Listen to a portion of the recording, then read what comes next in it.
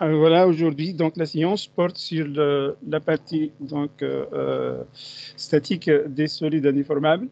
Donc, il est important de savoir déterminer les torseurs d'action mécanique et savoir appliquer les théorèmes généraux de la statique. Alors, parmi les torseurs statiques qui sont importants, donc en fait, c'est les torseurs statiques des liaisons. Et j'ai l'impression que donc, parmi vous ne maîtrisez pas vraiment comment déterminer le torseur statique d'une liaison. Alors, je vais très rapidement parler des liaisons une fois pour toutes et les classer une fois pour toutes en deux familles. Et j'espère qu'avec ce classement, donc, vous serez en mesure vraiment très rapidement de déterminer le torseur statique. D'accord? Alors, il y a deux familles de liaisons. Il y a ce qu'on appelle les liaisons simples et les liaisons composées. En fait, une liaison, c'est quoi? C'est une liaison est réalisée par le contact entre deux pièces, entre réellement deux surfaces. Et donc, pour parler d'une liaison simple, c'est très simple. Une liaison simple, elle est réalisée par le contact entre deux surfaces simples. Qu'est-ce que ça veut dire deux surfaces simples? Ce sont deux surfaces plan, plan, cylindre, plan, sphère, plan, cylindre, cylindre, sphère, cylindre et sphère, sphère. Donc, il y a trois formes canoniques de base, donc forme plane, forme cylindrique et forme sphérique. Et on fait les combinaisons donc 2 à 2. Ça fait en fait en tout 6 liaisons simples. Si on met donc plan sur plan, ça réalise la liaison appui-plan. Et pour pouvoir dégager à partir du dessin d'ensemble ou bien à partir du mécanisme, vous regardez la nature des deux surfaces qui sont en contact. Si j'ai un plan sur un plan, alors je dis, ah tiens, c'est une liaison, donc appui-plan. Si je mets un cylindre sur un plan, je regarde la nature du contact, je trouve que c'est une ligne. Alors on dit c'est une liaison appui linéique ou bien linéique rectiligne. D'accord?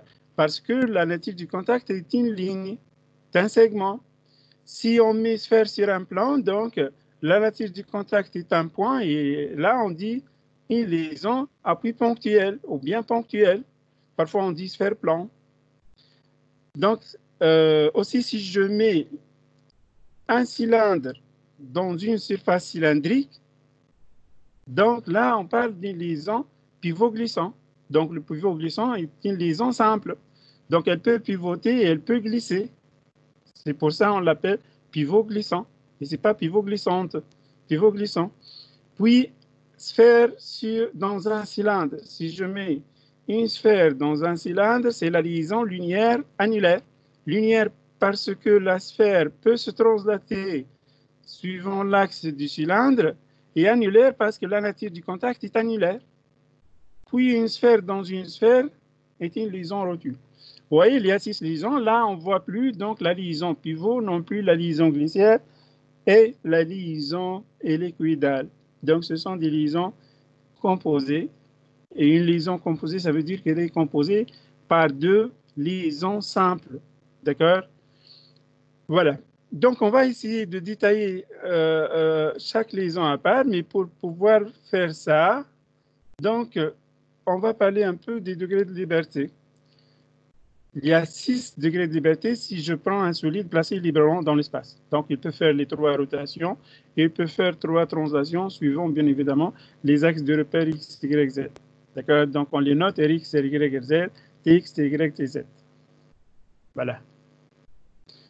Puis, je vais parler un peu de la notion du torseur cinématique d'une liaison. C'est un peu différent de ce qu'on appelle torseur cinématique, ce que nous avons vu la séance passée. Donc, pour calculer le torseur cinématique d'un solide, pour modéliser le champ d'un vecteur de vitesse des points appartenant à un solide dans son mouvement par rapport à un repère. Là, c'est différent. Donc, en fait, on parle du torseur cinématique d'une liaison.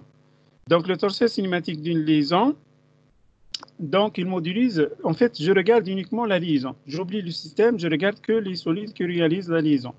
Par exemple, si je prends une liaison rotule, là, je dis, voilà, tiens, je prends les deux solides qui réalisent uniquement cette liaison. Et ces deux solides, donc en fait, entre ces deux solides, il y a 3 rotations possibles. Mais par ailleurs, il n'y a plus, donc en fait, de translation. Donc, mais si je place ces deux solides dans un système, peut-être il y aura d'autres des degrés de liberté qui seront éliminés, car donc en fait d'autres solides qui empêchent ainsi de suite ces degrés de liberté. Bref, donc on adopte cette notation. Le torset cinématique de SJ par rapport à SI, ça je parle de la liaison LIJ. Donc c'est oméga X, oméga Y, oméga Z, c'est la résultante cinématique. Et là, c'est le moment cinématique Vx, Vy, Vz. Donc, Vx, s'il y a translation suivant X, Vx est non nul. S'il y a une translation suivant Y, Vy existe. S'il y a une translation suivant Z, Vz existe. De même, oméga X existe s'il y a une rotation autour de X, oméga Y et oméga Z de la même façon. Par ailleurs, aussi, il y a le torseur statique. Donc, le torseur d'action mécanique ou bien le torseur statique. Donc, souvent, on dit torseur statique. Du solide SI, c'est le solide SJ. Donc, SJ, il va se déplacer par rapport à SI, mais SI, il va essayer de le bloquer. Il va le bloquer avec des efforts, ou bien des moments, des efforts pour bloquer les translations et des moments pour bloquer les rotations. Alors, le torseur statique de SJ flèche SI flèche SJ, c'est-à-dire l'action de SI sur SJ, donc c'est XIJ, YIJ, ZIJ, et ça, c'est la résultante des actions mécaniques. Alors que LIJ, MIJ et NIJ, c'est le moment. Et ça, c'est dans la base XIJ, bien sûr. Donc, ces deux représentations, c'est dans, en fait, écriture en projection dans la base X, Y, Z.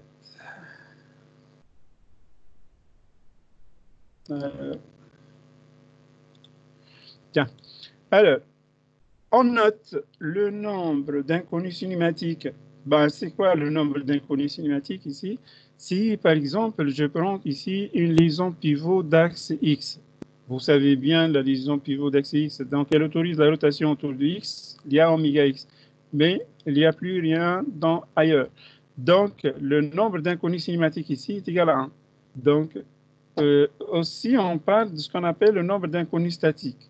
Si je reprends le même exemple de la liaison pivot d'axe X, donc puisque oméga X est possible, donc le moment autour de X est nul, alors que les autres composantes existent. Et là, j'ai 5 inconnus statiques.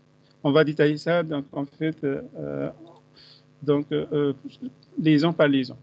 Pour une même liaison, le nombre d'inconnus statiques et le nombre d'inconnus cinématiques est égal à 6. C'est pour ça, donc, en fait, on dit qu'il y a une complémentarité entre les deux torseurs. D'accord?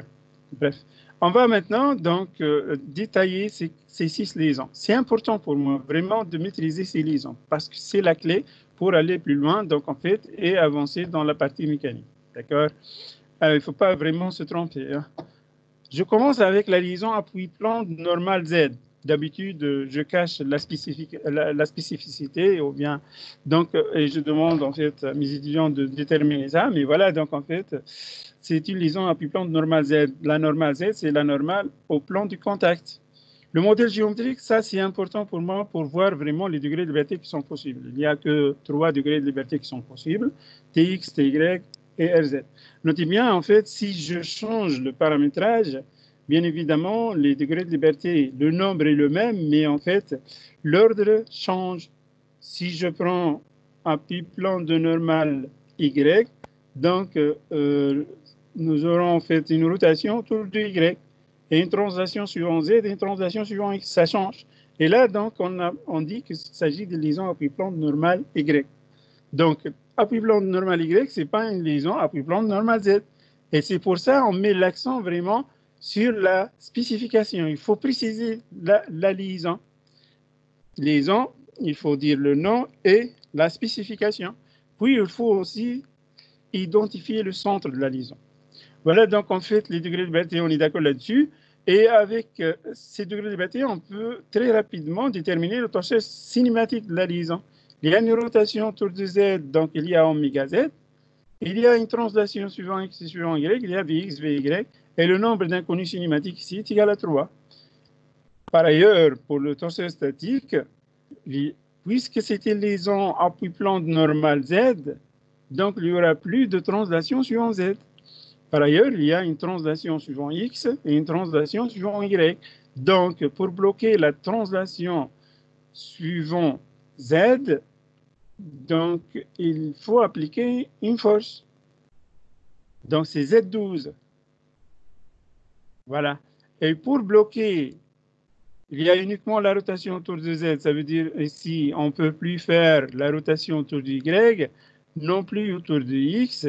Et là, on va appliquer deux composants de moment, L12 et M12, pour bloquer ces deux rotations. Bien évidemment, si je change de spécification, je change de modèle et de paramétrage, là, le torseur statique change. Si je prends ici de normal Y, je n'aurai pas Z12. Z12 est égal à 0, mais par ailleurs, j'aurai Y12. Et pour ça, donc, en fait, il faut vraiment faire attention. Il faut lire bien l'énoncé ou bien lire bien le schéma cinématique, principalement pour moi. Donc, en fait, il faut bien lire un schéma cinématique. Ça permet vraiment de gagner beaucoup de temps. Très rapidement, tu peux mettre en place les torseurs statiques. Bon, il y a une complémentarité. Souvent, mes étudiants aiment beaucoup ça. Moi, je ne l'adore plus parce que souvent, on demande les torseurs statiques et il faut vraiment très rapidement déterminer le torseur statique. Là, il y a 0, 0. Il y a deux composantes L12 et M12. Il y a oméga Z, il y a 0. Par ailleurs, ici, Vx, Vy, donc 0, 0 ici et 0 ici, Z12 ici. Moi, j'adore pas beaucoup vraiment ça. C'est systématique parce que le nombre d'inconnus cinématiques de ce nombre d'inconnus statiques est égal à 6. Et puis, pour bloquer la rotation, il faut appliquer un moment. Pour bloquer une translation, il faut appliquer une force. Bon, voilà, donc le nombre d'inconnus cinématiques est égal à 3 et le nombre d'inconnus statiques est égal à 3. Et voilà, donc en fait, une représentation normalisée. Une représentation spatiale et une représentation plane. Donc, c'est important vraiment de savoir lire un schéma cinématique. Et pour pouvoir lire un schéma cinématique, il faut vraiment comprendre les symboles. D'accord? Bon. Voilà. Donc, il y a deux solides qui rentrent en contact. Vous voyez le bleu et le vert. Et chaque morceau de la liaison appartient à un solide. Et vraiment, c'est important de savoir cette normalisation. Alors, je passe pour la liaison linéique rectiligne. La liaison linéique rectiligne, ou bien appui linéique, c'est un cylindre placé sur un plan. Et si je mets un cylindre sur un plan, tel qu'un stylo sur le bureau, donc en fait, vous allez voir vraiment qu'il y a la nature du contact est une ligne. Et là, donc, en fait, il y a 4 degrés de liberté. Bon, 4 degrés de liberté. Il y a deux rotations et deux translations. Les deux translations sont donc lisibles ici, donc Tx et Ty. On ne peut plus translater suivant Z. Par ailleurs, la rotation autour de Z, c'est possible, mais je ne sais pas, est-ce que vous voyez vraiment la rotation autour de X? La rotation autour de X, ça existe. Ça, c'est un modèle parfait cylindre plan, mais on peut adopter un autre modèle. Donc, en fait, et puis, donc, vous voyez bien, donc, en fait, que l'appui linéique, il fait la rotation autour de X. Donc, il y a 4 degrés de liberté, donc 4 inconnus cinématiques et 2 inconnus statiques. Là, la spécification, c'est la seule liaison. Là, il faut spécifier deux choses. Donc, l'axe et la normale. Donc, pour cet exemple, c'est la liaison linéique rectiligne d'axe X et de normale Z. On peut avoir d'axe X et de normale Y. On peut avoir d'axe Y et de normale Z. On peut avoir d'axe Y et de normale X. Ainsi de suite. En tout, 6. Donc, pourquoi, en fait, on précise 2? Parce que si je dis uniquement de normale Z, alors là, il faut préciser l'axe suivant quel axe? La ligne de contact. Et suivant quel axe? Suivant l'axe X ou bien suivant l'axe Y? Et ça diffère. D'accord? Donc, il faut se méfier pour cette liaison. Alors, on va passer, voilà, les degrés de liberté. Le torseur cinématique Vx, Vy, 0, ça c'est pour les déplacements. Pour les rotations, nous avons deux vitesses angulaires, oméga x et oméga z, puisqu'il y a une rotation autour de x et une rotation autour de z. Si je change de spécification, nécessairement, le torseur cinématique change. Et bien évidemment, donc en fait aussi le torseur statique. Là, j'ai deux inconnus. Donc, inconnu Z12, ça c'est utile pour bloquer la translation suivant Z, et GM12 pour bloquer la rotation autour de Y. Voilà, le nombre d'inconnus cinématiques c'est 4 et le nombre d'inconnus statiques c'est 2. La spécification, la schématisation normalisée, donc dans l'espace, c'est ce qui est représenté à gauche, vous le voyez, donc c'est une représentation spatiale. Et là, vous voyez deux représentations planes. Pourquoi? Parce qu'il y a deux vues possibles, même voire trois, mais enfin, on met l'accent principalement sur ces deux vues. Une vue dans le plan YZ, je vois XZ. A priori, j'ai fait une erreur. Il y a une erreur dans la représentation ici. Normalement, ça c'est YZ, ce qui est à droite, et ce qui est à gauche, c'est XZ. Bon. Je ne sais pas ici, avec ce poste, dans mon poste, je peux rectifier ici, je ne sais pas. Bon, voilà, donc en fait, je peux corriger ça, donc je vais prendre note, puis je vais remettre ça, donc en fait, sur le groupe. Alors, ça c'est la liaison linéaire.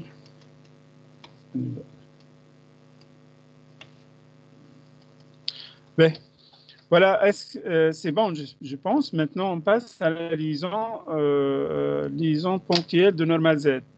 Donc, c'est une sphère placée sur un... Oui. Oui, vas-y.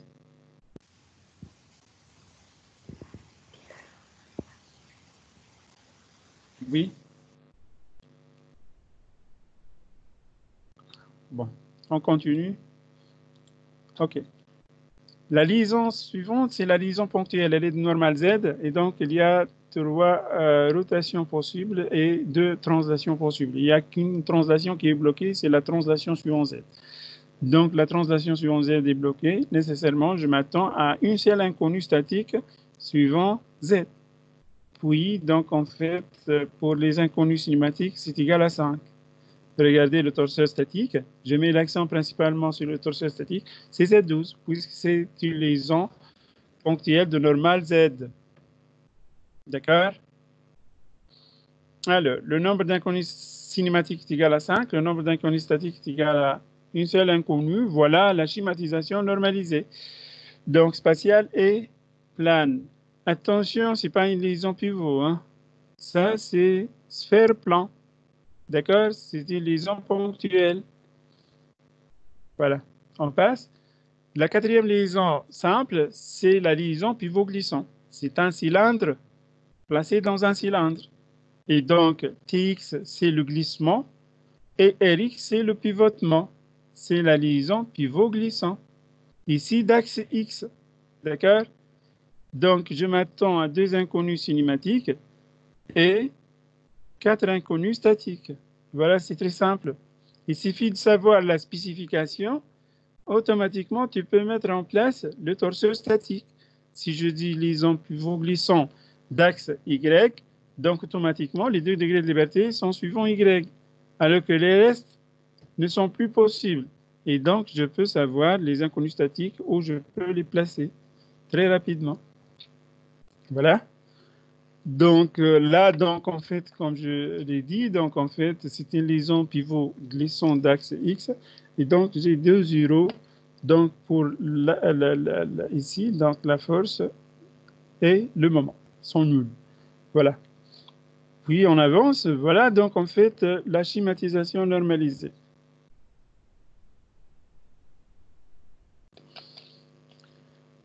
Bon, la schématisation normalisée spatiale, ça ressemble un tout petit peu à ce que vous savez comme liaison pivot. Mais attention, la translation suivant l'axe est possible pour la liaison pivot, donc cette translation est bloquée. Et la différence, c'est qu'on va rajouter 2 traits ici pour bloquer la translation. Là, donc, on fait deux représentations. Une représentation dans le plan YZ Si vous regardez suivant X, vous allez voir un cercle et voilà donc le solide S2. Et là, donc en fait, le trait passe par le rectangle. La séance passée, on a parlé de ça. Il y a parmi vous qui m'ont dit non, c'est une liaison glycienne. Non, ce n'est pas une liaison glycienne, c'est une liaison pivot-glissant. Parce que le trait donc, est visible dans ce rectangle. D'accord? Voilà. Puis la liaison linéaire annulaire, c'est une sphère placée dans un cylindre. Il suffit de préciser l'axe linéaire annulaire. On a discuté un peu de ça et j'ai posé la question la séance passée et vous m'avez dit non, on ne connaît pas vraiment cette liaison. Donc en fait, c'est une sphère placée dans un cylindre et elle autorise combien de degrés de liberté? 4. Vous voyez, les 3 rotations sont possibles et puis une translation. Linéaire annulaire d'axe X, ça veut dire la translation suivant X. Par ailleurs, les 3 rotations sont tous possibles. Voilà, donc en fait, pour le torseur statique, je m'attends en fait à deux inconnus. Donc la translation suivant Y n'est plus possible et la translation suivant Z n'est plus possible. Voilà. La schématisation normalisée. Vous voyez une sphère placée dans un cylindre, dans un demi-cylindre, dans la représentation spatiale. Si je projette ça dans le plan YZ, vous voyez cette vue. Et sinon, dans le plan XZ, vous voyez cette vue. D'accord? Donc, il y a 2 vues possibles. Ce que nous avons vu la séance passée, c'est cette représentation. Celle qui existe à droite. Ben voilà. Qu'est-ce qui reste comme liaison simple? C'est la liaison rotule. Rotule de centre O. Il suffit de préciser le centre. Parce que les 3 rotations sont tous possibles. Donc voilà, donc en fait X, Y et Z. Je m'attends à donc 3 inconnus statiques X, Y, Z. Voilà, qui bloquent les translations. La schématisation normalisée, spatiale et plane, donc c'est la même chose. Donc puisque sphère, donc la projection, ça donne cercle. Puis voilà. Les liaisons composées. Les liaisons composées. Les liaisons composées, c'est une liaison réalisée par l'association en parallèle, parfois en série aussi. Donc, en fait, il y a plusieurs approches. Donc, on fait plusieurs conceptions. Donc, admettons que c'est en parallèle. Donc, je prends 2 liaisons simples et je réalise avec ces 2 liaisons une liaison composée. Si je prends la liaison pivot, avec une vitesse importante, on ne va pas utiliser ce que vous voyez dans les charnières d'une porte, ainsi de suite. Non, ce n'est pas ça. Donc, il faut utiliser 2 paliers à roulement et chaque palier représente une liaison simple. On peut utiliser une liaison rotule et une liaison linéaire annulaire. En parallèle, on réalise une liaison pivot. Ben voilà, donc en fait, le modèle cinématique, donc enfin, c'est la plus simple liaison pour les étudiants, mais croyez-moi que c'est la plus difficile. C'est pas évident. Alors, donc, c'est la rotation. On autorise la rotation autour de X. On a 5 inconnus statiques. Si je prends une liaison pivot d'axe X, donc automatiquement, j'aurai 0, donc suivant X pour les moments. Voilà. L12 est nul. Voilà la schématisation normalisée. Donc, 2 représentations planes. Voilà le cercle. C'est différent par rapport à ce que vous avez vu pour l'appui ponctuel. Il faut rajouter un trait comme ça. Là, c'est une liaison pivot. Voilà. Ça, c'est le nouveau symbole. Avant, on élimine ces 2 traits bleus. Bon, c'est pas méchant. Ouais. La liaison glissière, donc elle autorise uniquement une translation suivant l'axe. Donc, il y a 3 types de liaisons, glissière d'axe X, Y ou bien Z. Et donc, il y a uniquement TX, il y a donc 5 inconnus statiques. Donc, ici, puisque c'est une translation suivant X, il n'y a pas une composante qui bloque la translation suivant X. Voilà, la schématisation normalisée pour une liaison glissière d'axe X, la schématisation spatiale, c'est important de savoir ça parce que parfois, on vous donne des schémas cinématiques spatiales. Et là, il faut vraiment savoir lire ça. Il y a deux représentations planes. Vous voyez la représentation juste à droite, donc c'est un rectangle vide. Et là, le trait n'est plus visible et ça, c'est la liaison glissière. Elle autorise uniquement une translation suivant X. Et l'autre, donc en fait, si vous voyez comme ça, donc ça veut dire que c'est une liaison glissière d'axe X.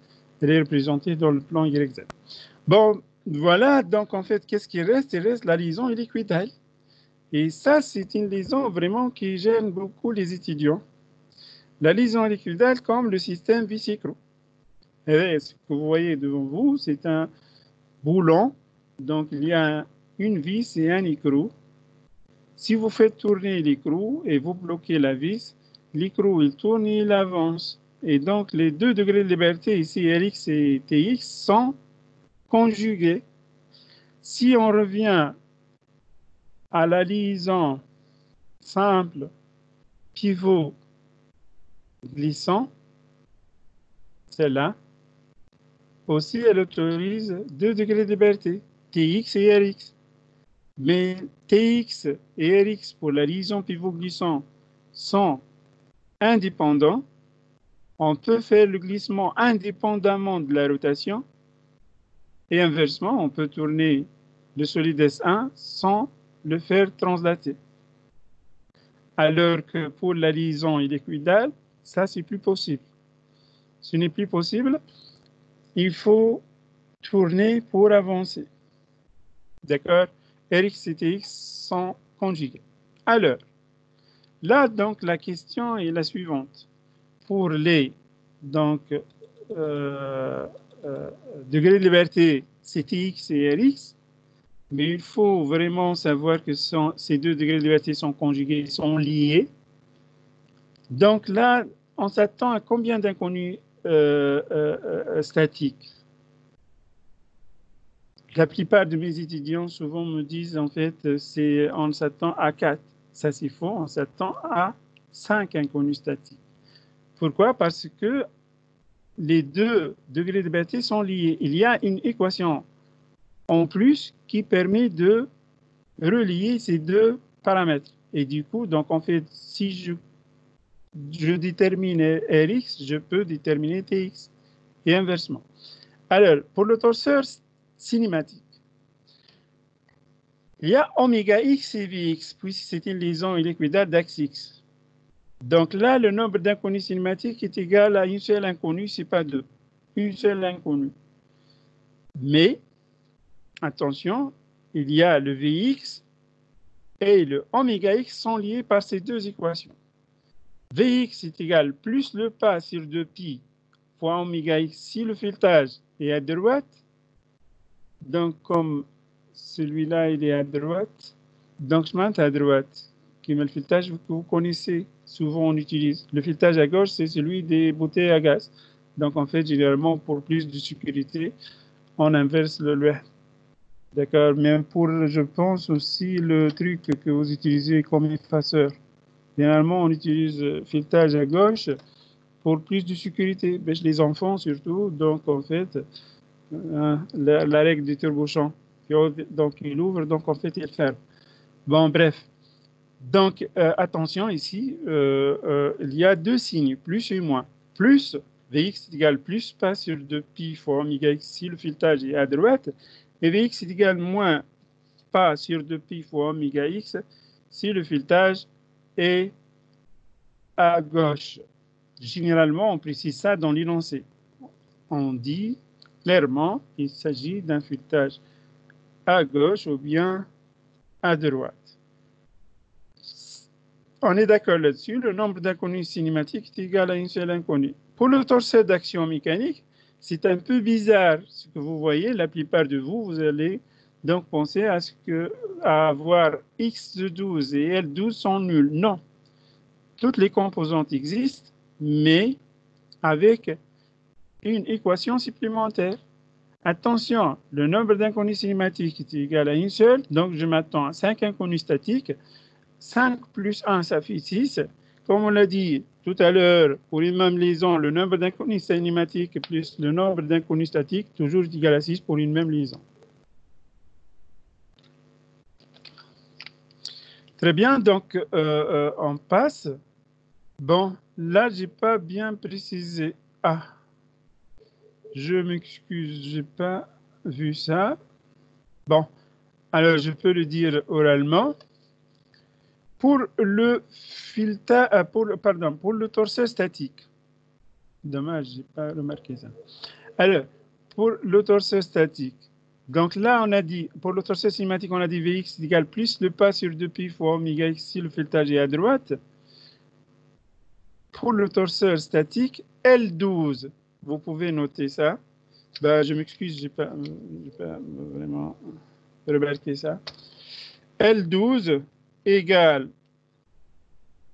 plus le pas sur 2pi fois x12 si filetage à gauche تتقلب d'accord ماهيش à droite بالنسبة للأكسيون mécanique L12 est égal plus le pas sur 2pi oméga x si le filetage est à gauche. L12 égale moins cette fois-ci le pas sur 2pi fois x12 si le filetage est à droite. Et ça, on peut le démontrer. On peut démontrer ça avec le chapitre énergétique. Et on va le démontrer. Démontrer ça. Allez, vous allez voir dans le chapitre énergétique la définition d'une liaison parfaite d'un point de vue énergétique. Attention, tout ce qu'on est en train de voir, c'est ça, c'est valable pour les liaisons supposées parfaites. D'accord? Sinon, on ne peut plus donc adopter ces torseurs. D'accord? Voilà. Donc, j'espère bien que c'est clair. Donc, on avance. Pour le symbole, voilà la schématisation donc, d'une liaison éliquidale. D'axe X. Il y a deux représentations planes. Voilà. Ben voilà, j'ai essayé rapidement de balayer les liaisons. Ça, c'est important. Vraiment, il faut savoir maîtriser tout ça. Ben, il y a aussi un paragraphe que j'estime important, donc en fait, pour pouvoir entamer la partie statique. C'est la modélisation de l'action mécanique de la pesanteur. Souvent, on prend en considération de l'action de la pesanteur. Parfois, on néglige les masses de quelques solides. Et puis, donc, en fait, il faut vraiment savoir déterminer le torseur statique, le torseur d'action mécanique de la pesanteur. Ça, souvent, on vous demande ça. Pour cette année, oui aussi. Toujours, on aura le torseur d'action mécanique de la pesanteur. Il faut vraiment savoir déterminer ça. Bon, regardez, c'est très simple. C'est le poids. C'est le poids si on parle de l'expression du poids au centre d'inertie G. Donc, si je prends ce solide, donc l'action qu'exerce la Terre sur le solide, c'est M fois G. G, c'est l'accélération de la pesanteur. Bien. Maintenant, si je veux exprimer cette action mécanique par un torseur au centre d'inertie G, c'est très simple. Donc, voilà, donc en fait, 0 pour le moment, parce que le moment d'une force appliquée au centre d'inertie, le moment au point d'application de la force est nul. GG vectoriel mg, donc c'est 0. Et puis le poids ici.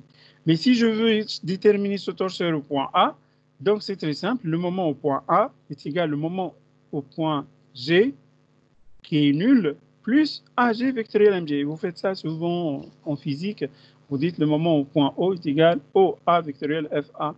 Le moment au point O de la force FB, donc c'est égal au B vectoriel FB. La même chose ici, le moment au point A, c'est AG vectoriel MG. MG, c'est la force sur le point, et AG, c'est donc le vecteur qui définit la position du point d'application de la force par rapport au point A. Voilà. On peut faire une petite application très rapidement pour calculer l'action mécanique de la pesanteur. Là, je vais considérer un pendule simple, une tige articulée, comme vous le voyez ici, de centre G, de masse M, et le paramétrage il est devant vous, donc il y a une liaison pivot. Là, je veux déterminer l'action de la pesanteur, déterminer le torseur d'action mécanique de la pesanteur sur la tige 1 au point G. Ben, au point G, c'est le poids. Donc, vous voyez, le torseur d'action mécanique de G sur 1, c'est mg 0, donc en fait, c'est égal à mg. Voilà, donc en fait, c'est basique, c'est simple. Mais si je veux déterminer ce torseur au point O, là, qu'est-ce que je vais dire? C'est mg, donc c'est un invariant vectoriel pour la résultante, mais pour le moment, ça devient OG vectoriel mg. Et c'est très simple. OG, c'est AX1. Bon, je pense que j'ai donné ça dans le paramétrage. Et puis, voilà, donc en fait, vectoriel MG. Donc, ça va devenir OG vectoriel MG, c'est MA X1 vectoriel G X0, ou bien AX1 vectoriel MG X0. C'est un calcul simple de produit vectoriel. Très rapidement, vous trouvez moins MAG sinus alpha Z0. Et voilà le torseur, finalement, d'action mécanique de la pesanteur. Là, il ne faut pas vraiment se tromper dessus aussi. D'accord? Bref, j'avance. Je vais parler un peu du théorème général de la statique, des solides indéformables. Là, donc, en fait, il y a des notions donc, en fait, qu'il faut savoir. La notion de l'extérieur d'un système matériel. C'est quoi l'extérieur d'un système matériel? Alors, physiquement, c'est pas mathématiquement, hein. L'extérieur d'un système matériel E et tout ce qui n'est pas E est capable d'exercer une action mécanique sur E. On le note par E bar. On ne dit pas tout ce qui n'appartient pas à E parce que le système matériel E, pour moi, il se peut, on peut parfois le considérer une seule pièce, peut-être une seule pièce. D'accord? Si c'est une seule pièce, on ne peut plus dire qu'il n'appartient pas à cette pièce. Donc, c'est pour ça qu'on dit tout ce qui n'est pas E est capable d'exercer une action mécanique sur E. Attention, tout ce qui n'est pas E et n'est plus capable d'exercer une action mécanique sur E n'appartient pas à E bar. Pour nous, donc, E bar, c'est l'extérieur d'un système matériel du point de vue action mécanique. D'accord? Alors, je prends un exemple. Ça, c'est un... Ah, voilà, encore, j'ai fait une erreur. Donc, en fait, là, donc, en fait, vous voyez S, S, S, S, S. Non, vous pouvez dire S0, S1, S2, non, S2 ici, S3 ici, S4 ici. Ça, c'est S0, S1. Ça, c'est un document PDF. Donc, je peux...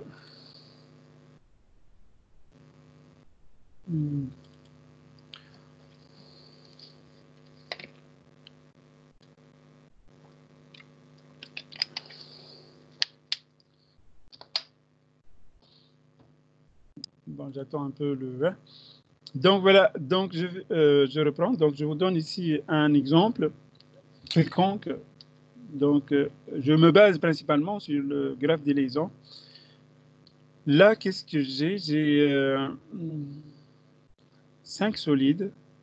Il y a un couple moteur qui s'exerce sur le solide S1. Il y a l'action de la pesanteur. Il y a F extérieur. D'accord? Voilà. J'attends le document Word. Voilà. Donc, je vais rectifier ça très rapidement pour que vous compreniez mieux ce que je viens de dire. Voilà, donc en fait...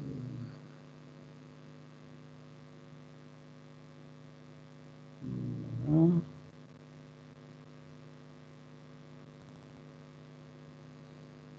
Bon, voilà. Ah, voilà. Donc là, c'est très simple. Vous notez ici S1. Ah, je pense que c'est pas une erreur, mais plutôt... Ah, le voilà. Bon, je vais rectifier. Donc ça, c'est...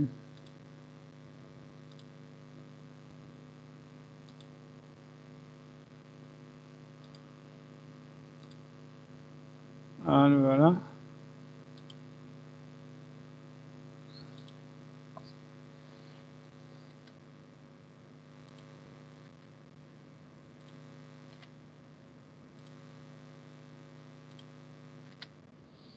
Bon, je m'excuse. Je sais pas ce que vous pouvez voir mieux. Voilà. Essayez de me suivre ici. Donc, en fait, si je prends ici le graphe des liaisons, donc vous voyez maintenant les solides. Il y a des liaisons entre les solides que nous avons devant nous ici. Il y a des actions mécaniques qui s'exercent de l'extérieur, le couple moteur qui s'exerce sur S1, il y a une force extérieure qui s'exerce sur S4 et il y a l'action de la pesanteur. Maintenant, si je prends le système matériel E formé par S3 et S4, Donc, je veux déterminer l'extérieur. Là, si je dis le moteur appartient à E bar, ça c'est faux.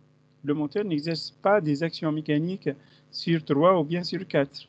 Donc, plutôt, il exerce une action sur S1 et donc, il ne me concerne absolument pas.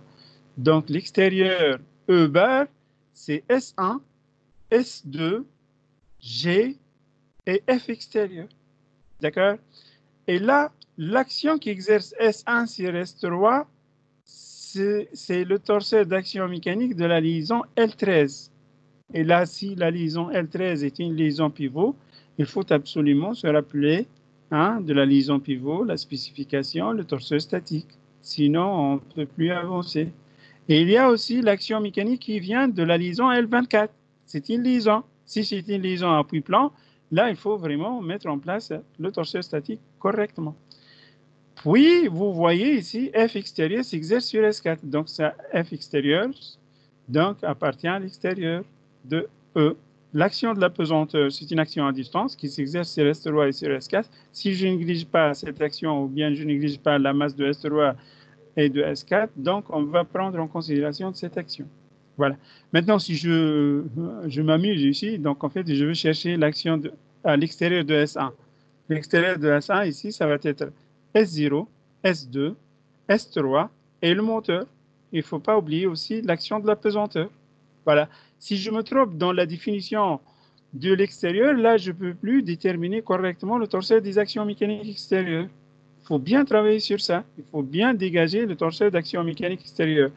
Donc, pour pouvoir faire ça, il faut bien lire les liaisons, il faut bien lire l'énoncé, il faut bien dégager le torseur d'action mécanique extérieure, il faut bien aussi lire les hypothèses. Parfois, on néglige l'action de la pesanteur et les étudiants ne font pas attention à ça. Et là, donc, en fait, ils galèrent, ils calculent ce torseur et puis, donc, en fait, ils perdent beaucoup de temps. Bon, on avance. Voilà, regardez, ça, c'est formidable. Pourquoi? C'est important.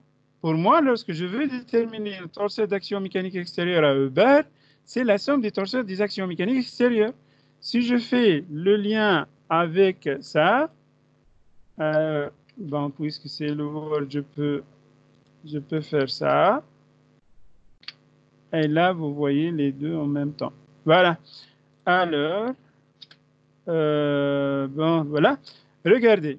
Le E, toujours le système matériel est formé par S3 et S4. On a dit l'extérieur, c'est S1, S2, G et F extérieur. Donc, le torseur d'action mécanique extérieure à E, c'est la somme du torseur d'action mécanique de S1 sur S3, plus le torseur d'action mécanique de S2 sur S4, plus le torseur d'action mécanique de G sur S3, plus le torseur d'action mécanique de G sur S4, plus le torseur d'action mécanique extérieure sur S4. Alors, donc, moi, j'ai fait une petite révision, donc en fait, sur les torseurs d'action mécanique des liaisons. C'est ce morceau jaune, d'accord? Et j'ai parlé de l'action de la pesanteur. C'est le morceau bleu ciel, je pense. Voilà. Pour le dernier morceau, ça, c'est une donnée du problème. D'accord? C'est une donnée du problème. Souvent, on vous donne ça. Bon, on vous donne ça nécessairement. Hein? Peut-être vous êtes censé de le déplacer au point A. Peut-être on vous donne ça au point B. Et vous êtes censé de savoir transférer ce torseur. Ou bien on vous donne ça dans une autre base. Et tu te sens obligé vraiment de projeter ce torseur, l'exprimer dans la base dans laquelle tu calcules et tu veux déterminer les équations qui découlent du PFS, du principe fondamental de la statique. On avance, j'espère que c'est clair. Les actions mécaniques extérieures et intérieures, ça c'est évident, vous pouvez lire ça vous-même. Le principe fondamental de la statique. Le principe fondamental de la statique, donc pour qu'un système matériel E soit en équilibre par rapport à un repère supposé galiléen, il faut que le torseur d'action mécanique soit nul.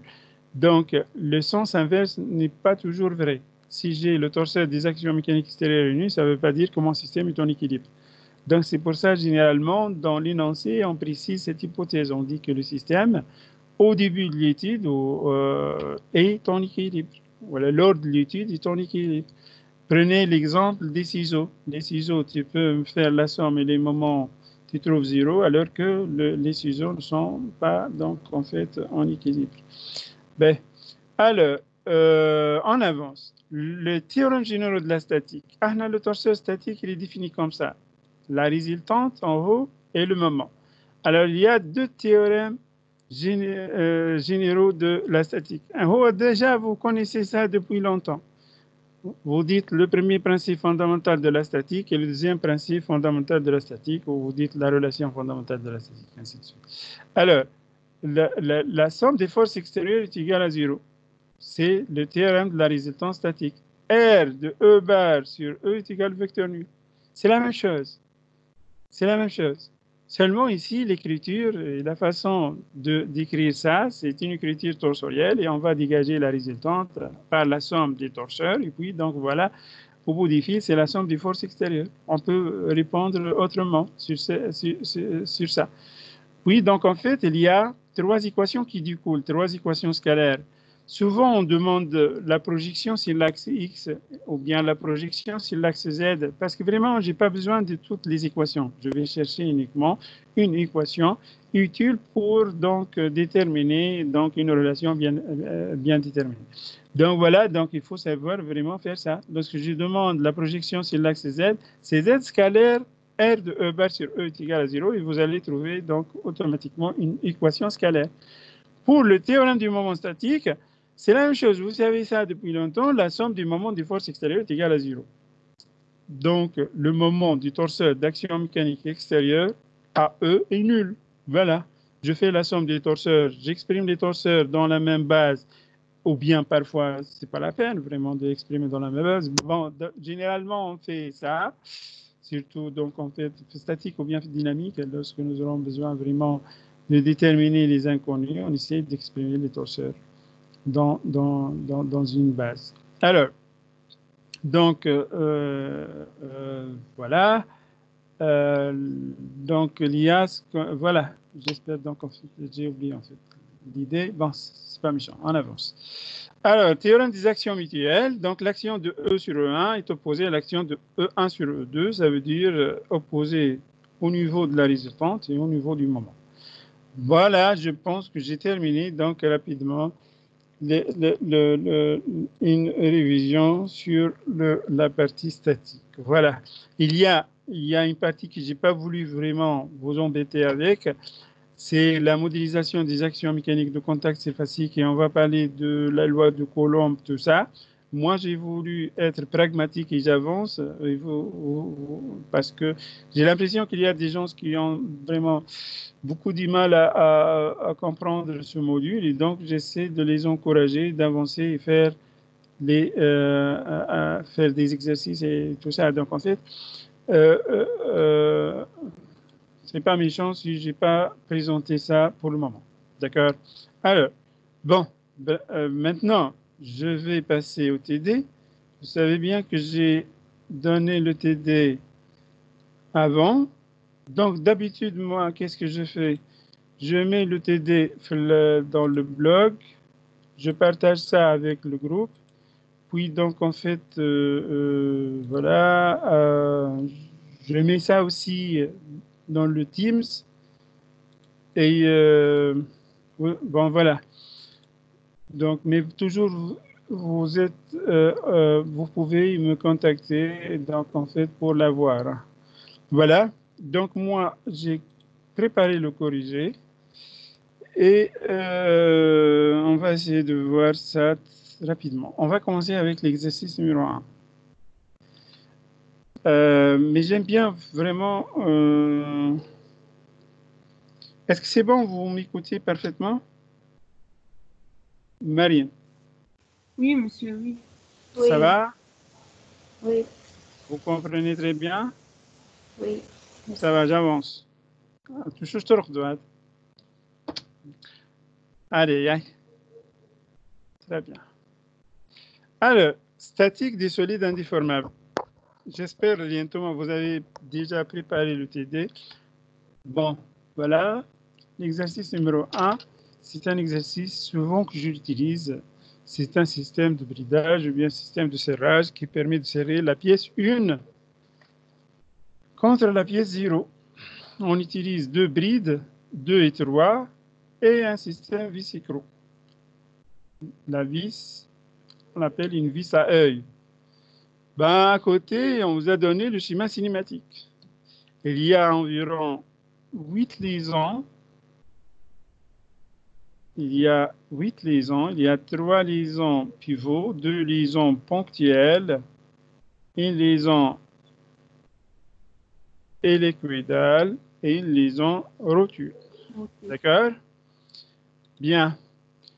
Là, donc, le schéma, le dessin d'ensemble. À partir du dessin d'ensemble, on a déterminé le schéma cinématique. Comment on a déterminé les liaisons? Donc, en fait, on a plutôt regardé la nature des surfaces en contact et à partir de là, on a pu en fait déterminer les liaisons. Voilà. Ben, regardez les couleurs, donc ça se voit, il y a les solides, comment ils sont ils sont en contact. Donc, un système, c'est un ensemble de pièces liées entre elles par des liaisons. Voilà. À droite, le schéma cinématique. Ben, on vous a donné les hypothèses nécessaires et les données nécessaires pour pouvoir faire le calcul nécessaire. Le système est au repos. Bon, il est en équilibre. L'action mécanique de l'écrou 5 sur la bride de roi au point D est donnée par le torseur suivant. On lui a donné l'action mécanique qui provient de l'extérieur. Alors, pour faire serrer la pièce 1, il faut faire tourner l'écrou 5. Si je tourne l'écrou 5, le point D et le point C vont se rapprocher l'un de l'autre.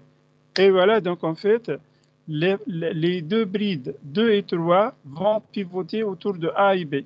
Et donc, le contact en I et J, là, nous aurons 2 efforts de serrage, 2 actions mécaniques de serrage, voilà, qui permettent de serrer la pièce contre le bâti 0. Bref, au repos, le système est en équilibre par rapport au repère supposé galiléen. L'action de la pesanteur est négligée. On a négligé l'action de la pesanteur et les liaisons sont supposées parfaites. On vous donne les paramètres géométriques nécessaires pour faire les calculs. Bien. Graphe des liaisons. On vous demande de mettre en place le graphe des liaisons. Ben, ça, c'est basique. Donc, voilà, j'espère que c'est clair. J'espère que vous avez bien compris que la liaison entre 2 et 1 au point I, c'est une liaison ponctuelle de normale Y. Ce n'est pas une liaison pivot. D'accord? De même, la liaison de centre J entre 3 et la pièce 1 est une liaison ponctuelle. La liaison entre la pièce 1 et le bâti, c'est une liaison appui-plan, plan sur plan. Voilà pour les autres. Donc, en fait, vous avez ici une liaison pivot de centre B d'axe Z, une liaison pivot d'axe AZ et une liaison pivot d'axe CZ. Et une liaison hélicoïdale et une liaison rotule. Bon, voilà le graphe des liaisons. Le graphe des liaisons, donc, en fait, qui me représente le système de serrage. Vous avez une liaison pivot d'axe AZ, une liaison pivot d'axe BZ. Vraiment, dans le concours, il faut bien préciser les spécifications. Maintenant, j'espère bien que vous maîtrisez bien ces liaisons. Il ne faut pas oublier la spécification. Sinon, vous aurez presque la moitié de la note. Les torseurs statiques. Alors, ben, moi, je vais changer de tactique. Maintenant, je vais choisir quelques-uns pour répondre. Je vais commencer avec cette liaison. Est-ce que vous voyez bien la liaison? Qui veut répondre sur cette question? Alors, attends. Je vais vous donner confiance. Et puis, c'est à vous de... Allez, y a-t-il un volontaire pour me décrire le torseur statique de la liaison de centre A?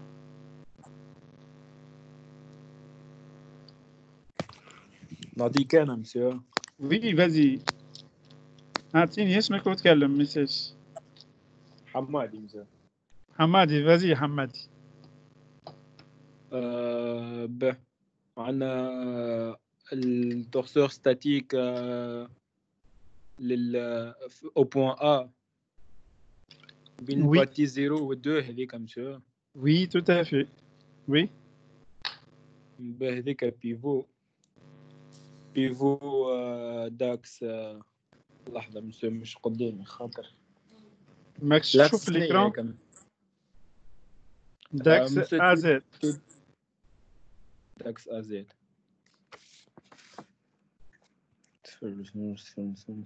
معناتها التورسور ستاتيك يولي x 02 y 02 z 02 Tout à fait.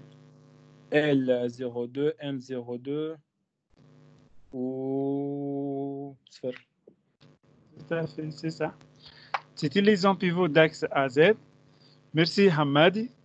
Donc c'est correct. Voilà, il faut très rapidement donner le torseur statique. Il suffit de savoir la spécification. C'est utilisant pivot d'axe AZ. Très vite, donc en fait, il sera en mesure de mettre en place ce torseur. Voilà. Il y a 5 inconnus statiques pour cette liaison. Alors, on passe.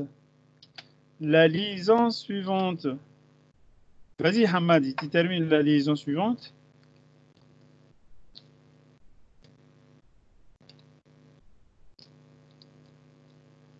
لاكس شنيا مسيو خاطر تدي مش قدامي الحق. L'écran مش قدامكم. لا تدي مش قدامي مسيو خاطر بالبي سي بالتليفون حاليا. Est-ce que tu vois le schéma cinématique devant vous? اي راه فيه اما جوست لاكس شنيا مسيو لاكس زد. L'axe Z, et le plan c'est X, Y. Or, seulement l'autre à gauche, j'ai donné tu vois? Voilà. Et moi c'est le même monsieur. C'est le même, seulement le centre qui change. Ça devient liaison pivot d'axe BZ. Et donc, il faut préciser le point. Merci Hamadi. Alors, il faut bien préciser. Vas-y, tu fermes le micro, Hamadi. Il faut bien préciser le centre et la base de projection. Sinon, là, vous perdez la note. Il faut toujours préciser. Bien sûr, la projection, si on aura besoin de la projection, mais donc dans ces cas de problème, on fait les projections. Il faut bien préciser la base de projection et le point. Là aussi, 5 inconnus statiques. On avance. La liaison suivante. La liaison suivante, c'est une liaison appui-plan de normal Y. Regardez ici, c'est de normal Y. Bon, voilà, je vais utiliser pointeur. Donc ça, c'est de normal Y. Donc la liaison EVA, vous voyez ici, de normal EY. J'ai rajouté le point E pour définir le torseur. Donc, le solide 1 par rapport au solide 0, il est capable de faire une translation suivant X, une translation suivant Z. Par ailleurs, la translation suivant Y est bloquée. Et il peut faire uniquement la rotation autour de Y. Donc, le torseur statique est comme ça. Regardez bien, il y a Y01 qui bloque la translation suivant Y. Il y a L01 qui bloque la rotation autour de X. Et il y a N01 qui bloque la rotation autour de Z. Il y a 3 inconnus statiques. Vous voyez ici, je n'ai pas utilisé la complémentarité cinématique. Je l'ai fait, donc il faut s'habituer à raisonner comme ça. Il y a pas mal d'étudiants qui mettent en place tout d'abord le torseur cinématique, puis ils essaient de tirer le torseur statique. Ça, je ne l'apprécie pas beaucoup. Hein. Il faut très rapidement, donc vous avez que 3 heures, il faut raisonner très rapidement parce que ça, ce sont des outils. Ce n'est pas ça en fait. Ce qu'on cherche, c'est on cherche des équations, on cherche des inconnus, on cherche ainsi de suite. Donc, il faut très rapidement mettre en place des torseurs statiques qui sont des informations au bout du fil, mais des informations qui pèsent. Vous serez noté sur ça. En avance. Il y a aussi la liaison la liaison suivante. Qui veut répondre sur cette question?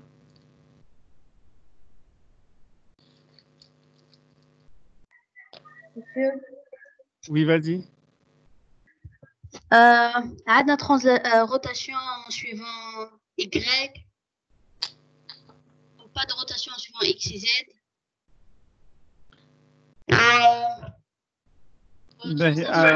سامحني أعطيني اسمك. شيماء monsieur. شيماء. خاطر أنا مش نخزر للتيمز دونك جو فوا با لي نو. شيماء شنو هي الليزون هذيك؟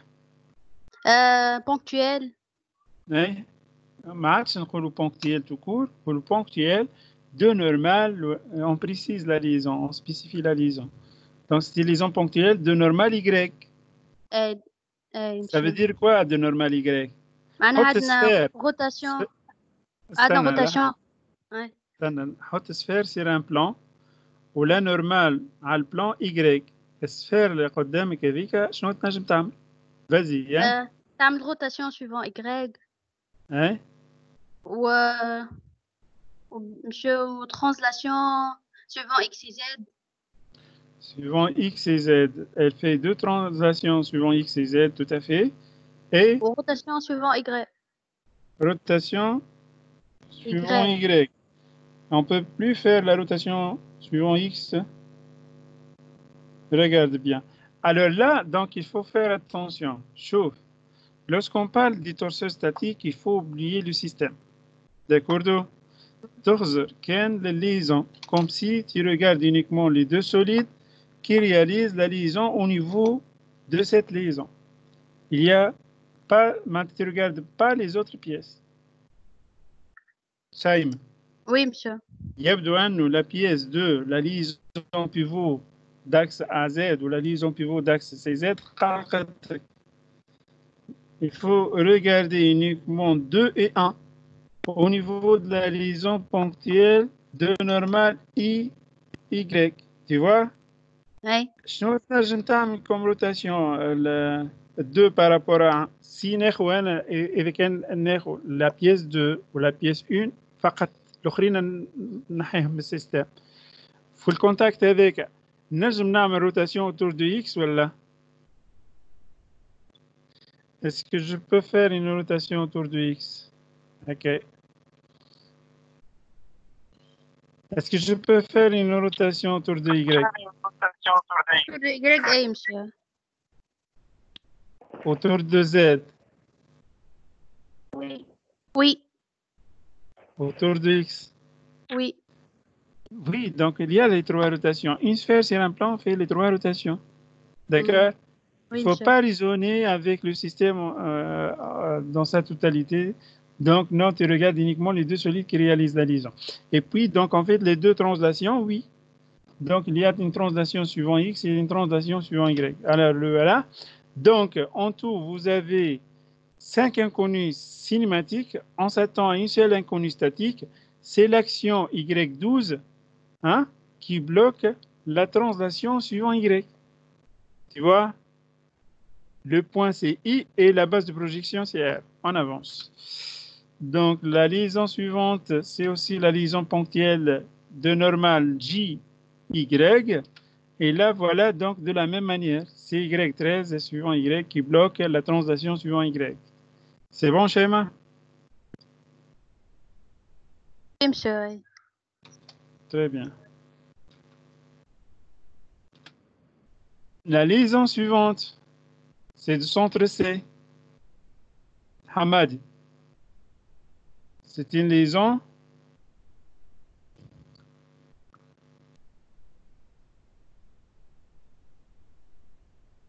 Hamadi. Liaison pivot. C'est une liaison pivot. Mais cette fois-ci, c'est une liaison pivot de centre C. Voilà. Donc, voilà le torseur statique. On a 5 inconnus statiques. Puis, il reste 2 autres liaisons. Vous avez la liaison hélicoïdale. Ben là, on a présenté dans le cours l'hélicoïdale. Monsieur? Oui, vas-y. Monsieur, نعملوا torseur des actions mécaniques معناتها لازمنا نعملوا nombre des inconnus. Non. نكتبوه. Non. Non. D'accord. C'est pas demandé. Moi, je le fais exprès. D'accord, merci. Pour expliquer. Tu fermes le micro. Merci. Alors, la liaison euclidienne, c'est une liaison d'axe CX.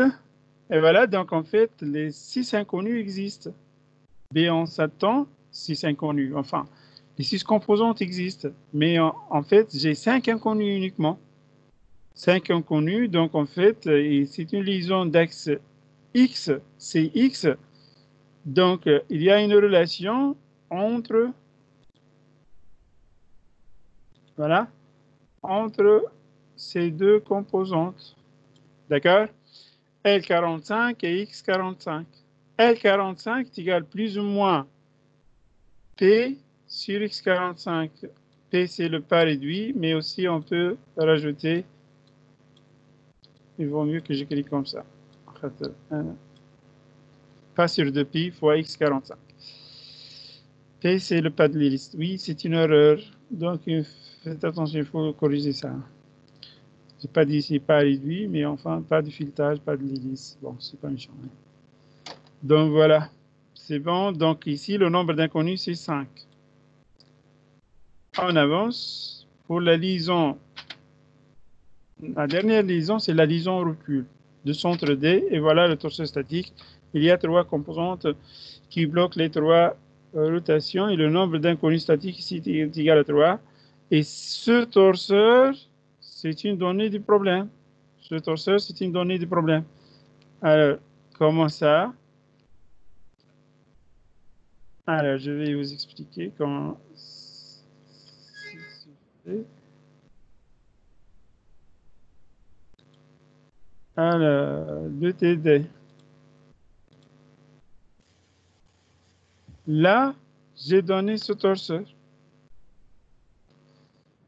Le torseur d'action mécanique de 5 sur 3 est égal à moins SX 0. 5 sur 3. Et là, donc, j'ai le torseur de 3 sur 5. Donc, 3 sur 5, c'est moins le torseur d'action mécanique de 5 sur 3.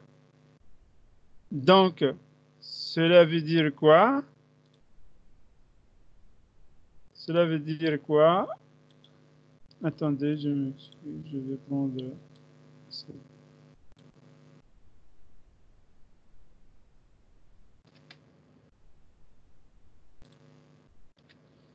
J'ai oublié de faire ça.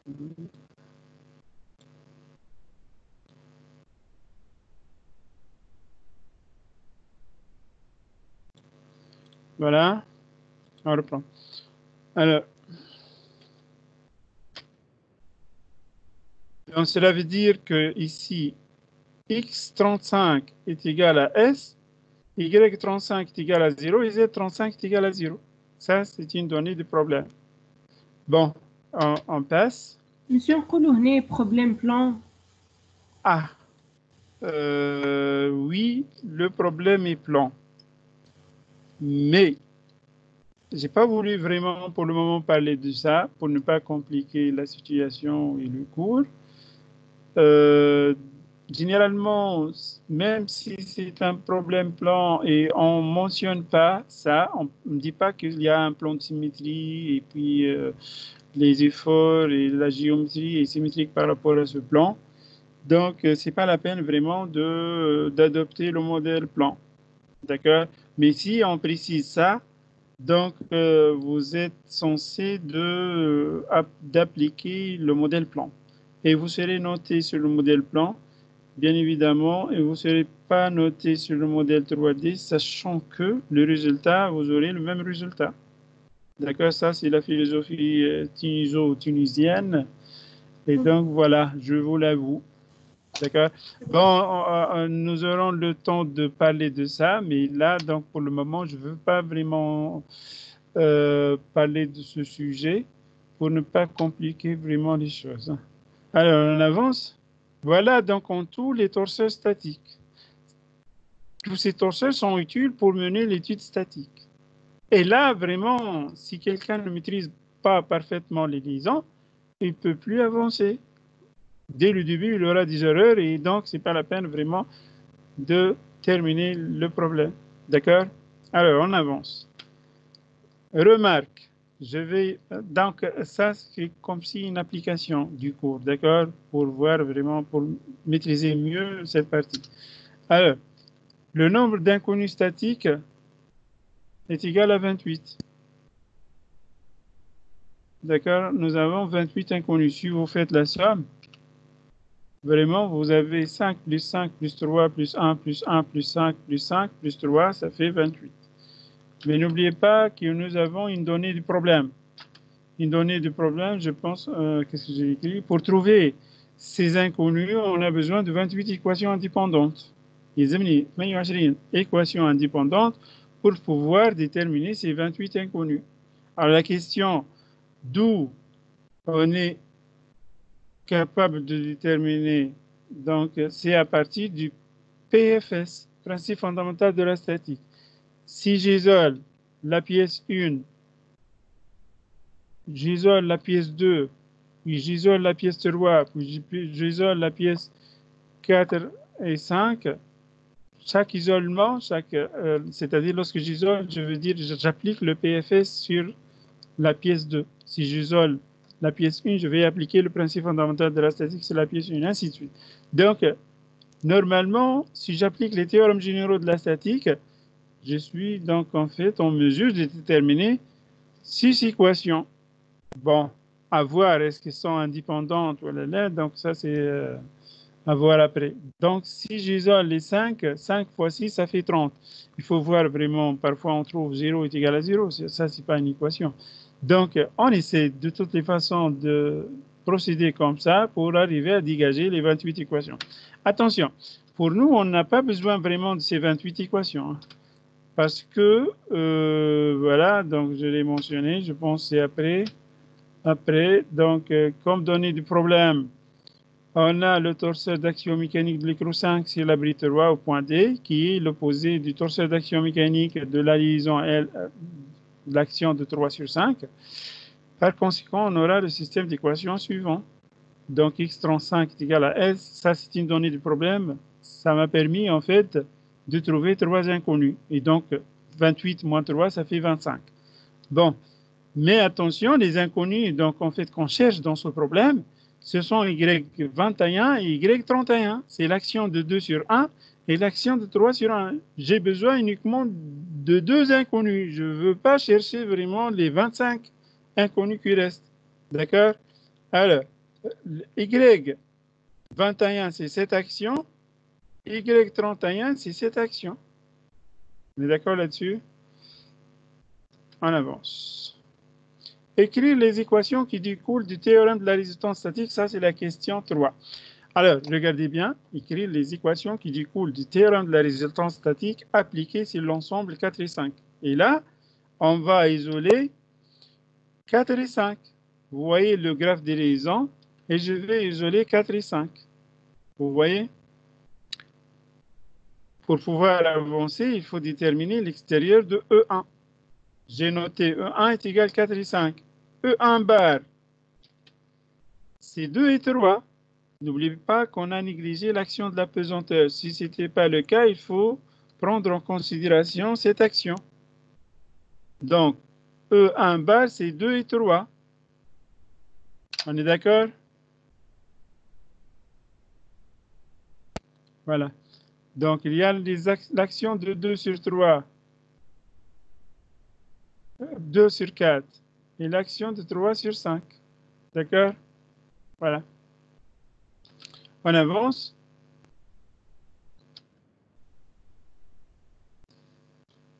Je vois l'écran عندكم.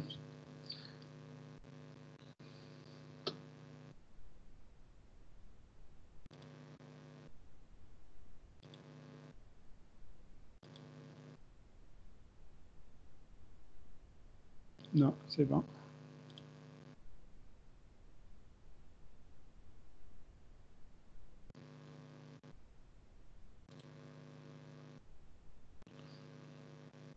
Bon. C'est bon. Hein? On continue. Hein? Donc, E1 bar, c'est 2 et 3. Et donc, le théorème de la résultante statique appliqué sur le système matériel E1, R de E1 bar sur E1, donc c'est égal R de 2 sur 4 plus R de 3 sur 5. Cela est égal à 0, le vecteur nul.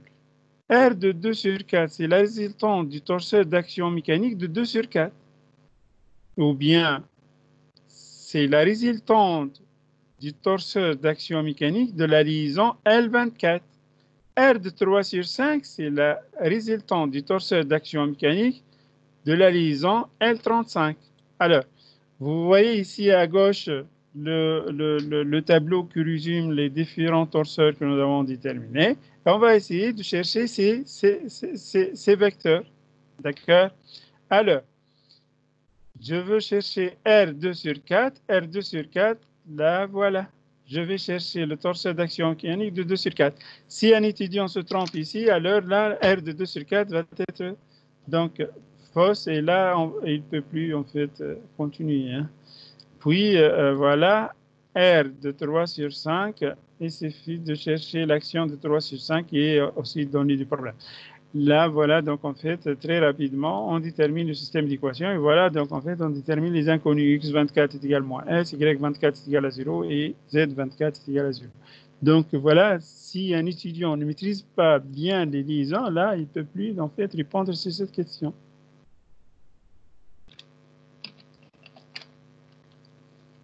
On avance. Hein. Écrire les équations qui découlent du théorème du moment statique appliqué au point A sur la bride 2 et déduire l'action de la bride 2 sur la pièce 1. Alors voilà, donc en fait on va isoler 2. 2 barres, c'est 0, 1, 4. Donc le théorème du moment statique au point A, donc c'est MA de 2 barres sur 2 est égal, le vecteur nul. Donc c'est égal MA de 0 sur 2 plus MA de 1 sur 2 plus MA de 1 de 4 sur 2. Et là, vous êtes censé savoir déterminer ces moments.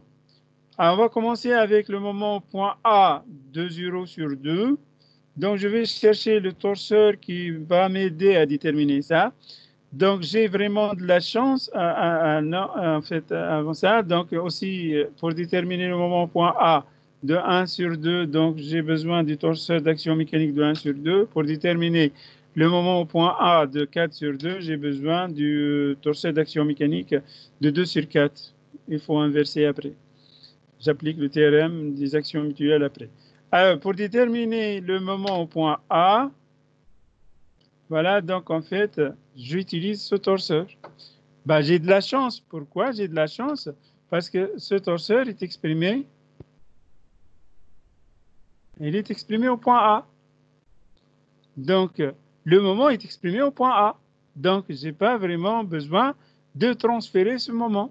Donc, j'ai de la chance, vraiment. Voilà.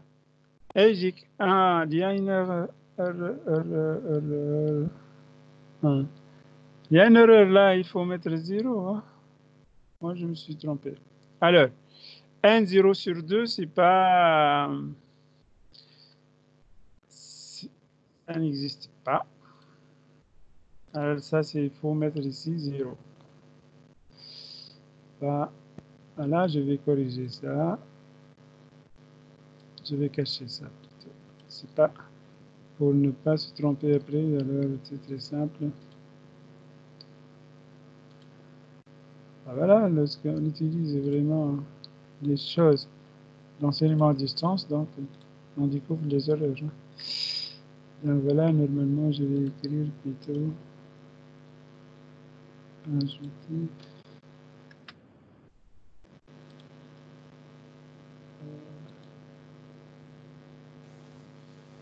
Je montre quand même. Voilà. Voilà. J'espère que vous voyez bien ça.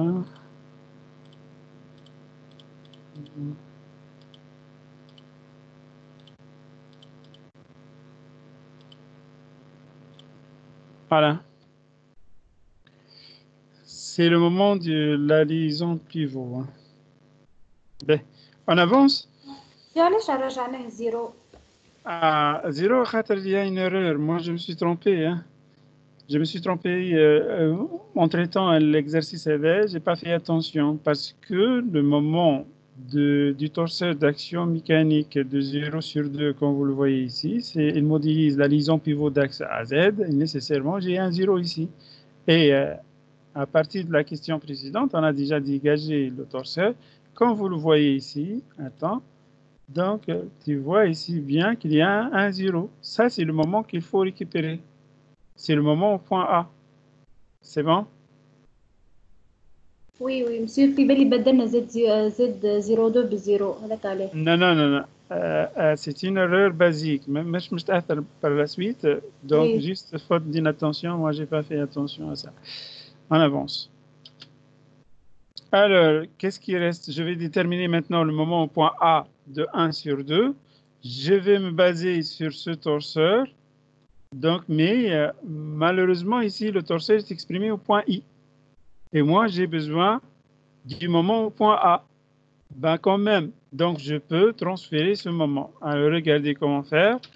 Donc, je vais me baser sur ça. Le moment au point A de 1 sur 2 est égal au moment au point I de 1 sur 2 que je connais déjà dans ce torseur, plus AI vectoriel R de 1 sur 2. Ah, R, I, ça n'a pas de sens. Voilà, donc en fait aussi le I, le moment, il faut le définir au point I, par ailleurs ici, donc non. Voilà, donc là, ça n'a pas vraiment de sens. D'accord? Donc il faut que je corrige ça pour ne pas vous induire en erreur. Et voilà, donc, voilà, d'accord? 0 toujours existe, c'est pas méchant. Voilà, j'ai besoin de ça. Donc, le moment au point A, je répète, est égal le moment au point I plus AI vectoriel R de 1 sur 2. On est d'accord là-dessus? Donc, voilà, donc c'est un calcul simple.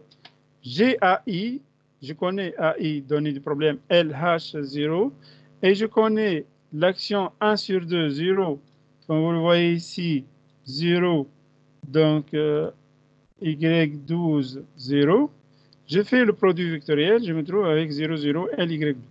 C'est un calcul simple. Qu'est-ce qui reste? Il reste maintenant le moment au point A de 4 sur 2. Le moment au point A de 4 sur 2, je vais me baser sur ce torseur. Le torseur d'action mécanique de 2 sur 4. Moi, je veux 4 sur 2. Donc, ça, c'est simple. Je me base sur le principe des actions mutuelles. Donc, c'est le posé. Puis, le torseur de 2 sur 4 de la liaison pivot L24, c'est exprimé au point C. Il faut le transférer au point A. Donc, il faut faire deux choses en même temps. Donc, voilà. Voilà. Le moment au point A de 4 sur 2 est égal au moment au point C de 4 sur 2 plus AC vectoriel de la même manière. J'ai fait ici une erreur parce que c'est très simple. L'erreur vient parce que du copier-coller. Donc, du copier-coller, j'ai copié MC et puis donc en fait, j'ai pas fait attention à effacer ça. C'est pas méchant pour ne pas vous induire en erreur puisque c'est une image déjà. Alors, produire, non, c'est pas effet d'image.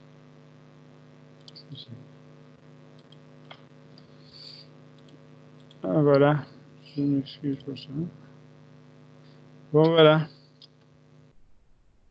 R de 4 sur 2. Voilà, donc en fait, le moment point A de 4 sur 2, donc est égal MC de 4 sur 2, donc c'est l'opposé. 2 sur 4, c'est L24, M24. 4 sur 2, c'est moins L24, moins M24, 0. Plus AC, c'est DH0 vectoriel. Vectoriel R de 4 sur 2. R de 4 sur 2, c'est moins X24, moins Y24, moins Z24. Mais n'oubliez pas qu'on a déjà déterminé le X24, Y24 et Z24. Et on se trouve avec les voilà. Donc, le calcul donne moins L24, moins M24, moins HS. On avance. Hein. Alors, écrit les équations qui découlent du théorème du moment statique appliqué au point A, c'est la bride 2. On termine le calcul. Donc, voilà, ça donne ce système. Donc, en fait, on a exprimé les trois vecteurs, puis je fais la somme et je fais la projection et je me trouve avec trois équations scalaires. Alors, l'équation la plus importante, c'est la sixième équation. Ly12 moins hs est égal à 0. C'est cette équation qui permet de déterminer l'action de la bride 2 sur la pièce 1, Y12. Voilà, Y12 est égal à H sur L, un rapport de distance, fois S qui est l'effort de serrage. Voilà. De même, donc en fait, on va déterminer l'action de 3 sur la pièce. Voilà, de la même façon, on va déterminer. De même, on trouve Y31, donc est égal à moins H sur L, S. Voilà. Ça, c'est le premier exercice. On passe à l'exercice numéro 2, rapidement. Alors, j'ai choisi de corriger cet exercice passerelle télescopique. C'est une partie du concours national des ingénieurs mauritaniens. Donc, voilà, la passerelle et le schéma cinématique en 3D. Ben, vraiment, ça, c'est important. Le modèle ici, il est donné en 3D. Vous voyez? Et vous êtes censé savoir lire les différentes liaisons. D'accord? Il y a 2 liaisons glissières, il y a 3 liaisons pivots, il y a une liaison ponctuelle. Voilà. Donc, au moins, on a une fois donc, le schéma cinématique 3D et on a besoin des symboles, donc, ou bien des schématisations normalisées spatiales. Voilà. Alors, la passerelle, nous, on va adopter un modèle particulier. On va supposer alpha est égal à 0, bêta.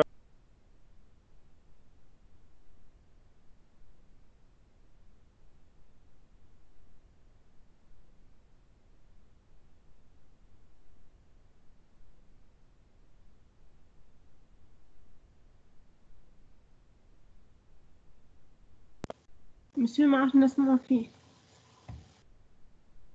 سكر الميكرو هو.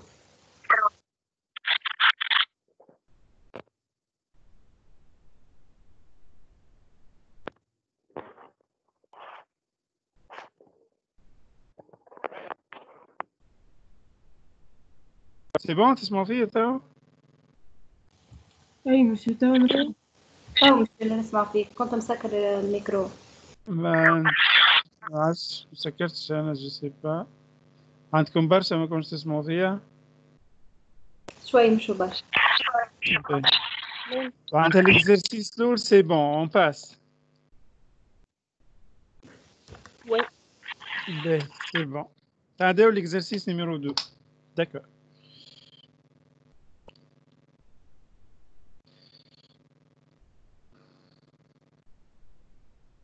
Donc, l'exercice numéro 2, voilà, commence à partir de là. Donc, en fait, vous avez les hypothèses. L'angle alpha est supposé nul. La passerelle est supposée en équilibre.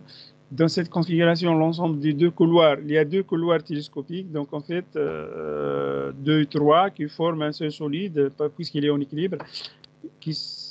Un solide S de masse grand M et de centre d'inertie G, tel que OG est égal YG, Y2. Le couloir 2 est supposé de masse M2 et le couloir 3 est supposé de masse M3, mais chaque couloir est de centre d'inertie G2 et G3 respectivement. Voilà, le système du pont élévateur 4 exerce sur l'ensemble S une action mécanique représentée par le torseur suivant. C'est une donnée du problème. Là, l'accélération de la pesanteur est donnée par G est égal à moins G Z0. On donne OB égale, voilà les données du problème. Donc, apparemment, j'ai ici une question de géométrie des masses. Nous voulons déterminer, je pense, voilà, exprimer YG, la position du centre d'inertie de l'ensemble S formé par les couloirs 2 et 3 en fonction de M2, M3, Y2 et Y3. Alors voilà, j'ai recopié en fait aussi les données nécessaires. Dans cette configuration, l'ensemble est formé par deux couloirs, 2 et 3, 2 et de masse M2, 3 et de masse M3. Le centre d'inertie de 2 est OG2 est égal Y2, Y2. Et le centre d'inertie 3, Monsieur, là, monsieur.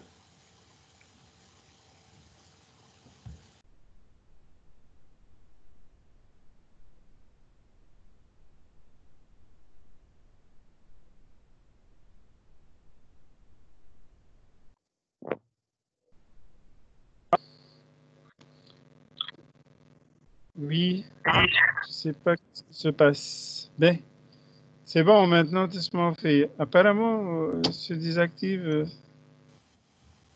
Je ne sais pas exactement ce qui se passe. C'est bon, vous m'écoutez?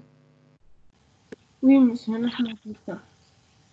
Donc, entre-temps, هو تقص زاد مرة أخرى هكا. أيه. Oh. Donc, je vais faire comme ça. Comme ça, je vais garder. Bon, voilà. Je vais garder ça. Je peux le mettre ici. Non, bon, c'est pas méchant. Bon, voilà. Donc, en fait, je reprends. Je m'excuse, en fait. Voilà. Alors, dans cette configuration, l'ensemble, bon, nous avons donc un système composé de deux solides, 2 et 3, qui sont les deux couloirs. Le 2 a une masse M2 et son centre d'inertie est défini par OG2. Le solide 3 est de masse M3 et son centre d'inertie est défini par OG3. Ça, c'est une question de géométrie de masse, mais c'est une question vraiment très basique. Comment déterminer le centre d'inertie de l'ensemble? Bah, c'est très simple. Donc, le centre d'inertie de l'ensemble, voilà. OG, c'est égal 1, c'est la somme de MI fois la somme de MI OG. Alors là, je prépare avec cette question la séance prochaine. La séance prochaine portera en fait, c'est la géométrie des masses. Alors, c'est un calcul très simple. On trouve YG est égal à M2, Y2 plus M3, Y3 sur M2 plus M3. Bon, c'est un calcul basique. Je sais très bien que vous êtes en mesure de le faire, Inch'Allah. Alors, on avance. Monsieur. Oui. Oui. Monsieur, مش لازم البوزيسيون ما نخلوهاش en fonction de masse. عاود السؤال. Est-ce que tu peux répéter la question?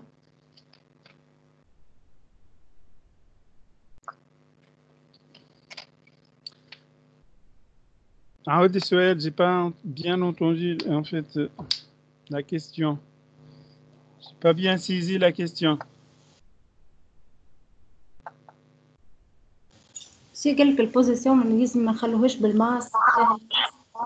La position. Ok. Si j'ai bien compris la question, tu veux dire en fait que YG, il faut vraiment avoir une distance. Il ne faut pas voir dans l'expression des masses. C'est ça? C'est ça la question? Alors, l'équation dimension de cette équation, c'est une distance. Ça, c'est une formule inspirée de la géométrie des masses. Tu simplifies par kilogramme en haut et en bas, donc tu vas trouver une distance. Donc, tu simplifies par le kilogramme ici et ici avec celui-là, donc tu vas trouver une distance. Donc, l'équation est bonne et faut pas. Donc, c'est une idée qu'il faut prévoir l'échapper. Hein. En avance. Donc, oui, dans la suite de cette partie, on termine les calculs avec YG. Maintenant, je n'ai pas besoin ni de Y2 ni de M2. Donc, en fait, je cherche les équations uniquement en fonction de YG. Déterminer au point O et dans la base du repère R0, le torseur d'action mécanique extérieure à l'ensemble S. S, c'est quoi? En fait, c'est l'ensemble S qu'on vous voyez ici. Donc là, pour déterminer le torseur, il faut savoir déterminer quoi? Déterminer l'extérieur AS. Là, l'extérieur AS, c'est évident, je pense. Il y a 0, il y a 4 et il y a l'action de la pesanteur. le sol n'intervient pas, non plus le solide 6. Hein. Alors, S bar, c'est 0,4 IG. Donc, le torseuse d'action mécanique de 0 sur S, c'est au niveau de cette liaison. Et donc, c'est une liaison pivot d'axe X et 0. Attention, ce n'est pas une liaison d'axe Z0, vous êtes habitué avec ça. Non, cette liaison, c'est une liaison pivot d'axe X et 0. Et le 0 existe ici. Donc, X, Y, Z, 0, M, N. Puis, vous avez le torseur d'action mécanique de 4 sur S. Nous voulons l'exprimer au point O. A priori, on vous a donné ça au point B. Et donc, il faut transformer.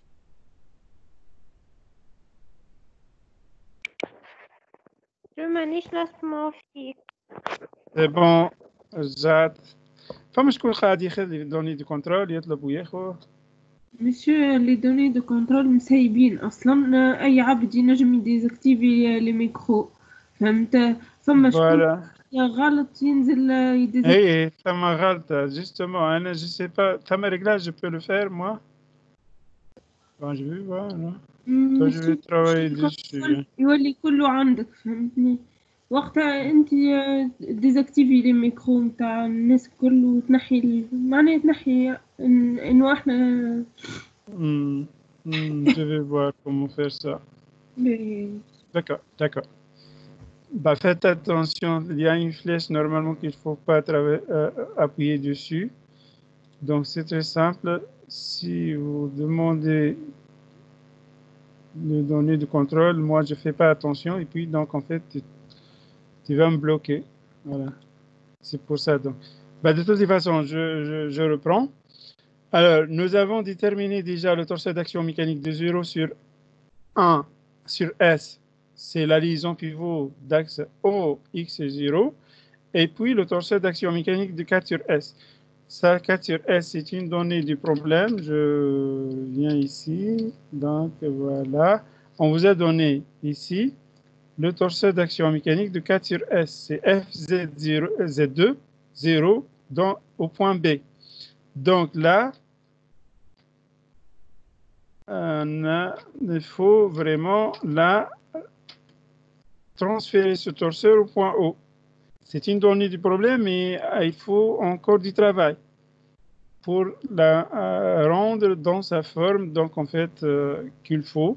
Alors, le moment au point O de 4 sur S est égal au moment au point B de 4 sur S plus la résultante de 4 sur S vectoriel BO, ou bien vous pouvez dire plus OB vectoriel la résultante de 4 sur S. Donc c'est égal FZ2 vectoriel AZ2, ainsi de suite. C'est un calcul qu'il faut faire très rapidement. Et on se trouve avec cette forme du torseur. 0 F sinus bêta, F cosinus bêta, BF 0, 0. Voilà. Puis... لازم يكونوا في نفس الباز. لازم يكونوا في نفس الباز. Généralement, oui.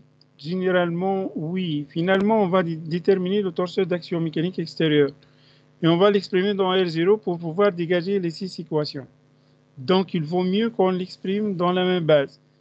Ben, c'est pas méchant si tu fais dans une base, mais par la suite, tu te sens obligé après de projeter dans la base de repère R0.